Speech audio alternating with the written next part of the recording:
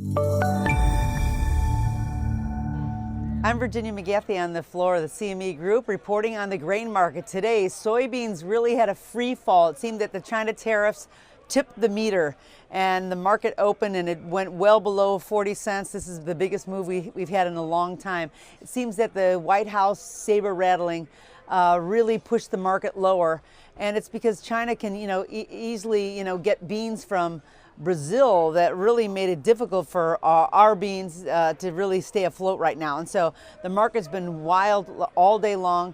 Once it bottomed out, we did find some buying, and so kind of pushed it back up a little bit. But it's interesting to note that even though Argentina is still having trouble down there, it seems that the bumper crop that's being produced in Brazil could possibly mitigate any troubles that are in Argentina. And if the tariffs actually do come to pass with China, that's going to leave us saddled with an awful lot of stocks right now. And so that's got everyone very nervous. And it actually overflowed into corn as well. Corn really took a dive this morning. It dropped about 16 cents. The futures fell right along with the soybeans there.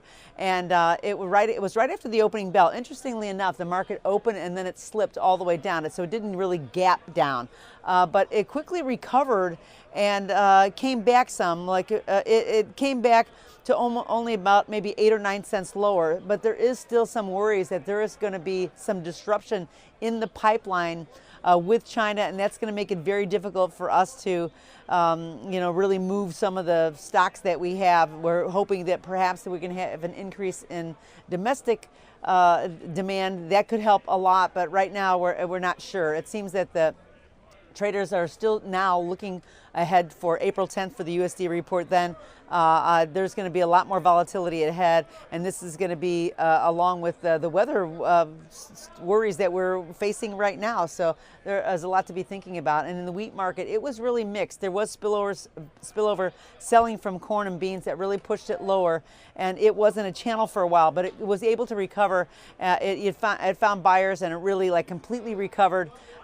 Even though the China tariffs will be enough to really put a lid on any kind of rally, because we're still suffering with the U.S. plains being very dry. We don't know exactly what the damage is going to be on the winter wheat crop. When that really comes up, we'll see if we can get a little bit better lift on the market. But for now, this Chinese tariff trouble is going to put a lid on that wheat market as well. That's all from the floor at the CME Group. I'm Virginia McGathey.